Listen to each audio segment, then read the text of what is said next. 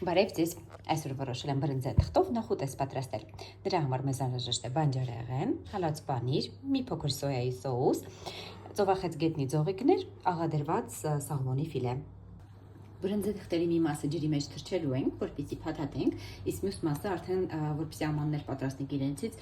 ձիթայողի մեջ տապակելու ենք։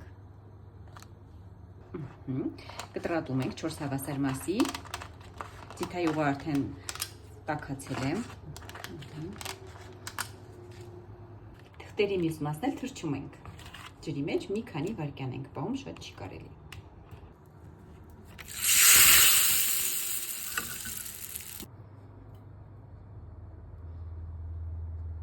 Մի փոքր հալած պանիր ենք ավելացնում։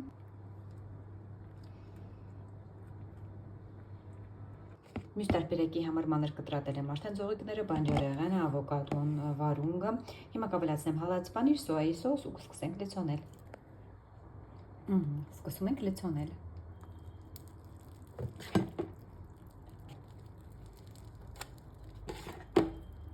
Մի փոքր հիմա վրան քունջուտ կանենք ու բազիլիկ։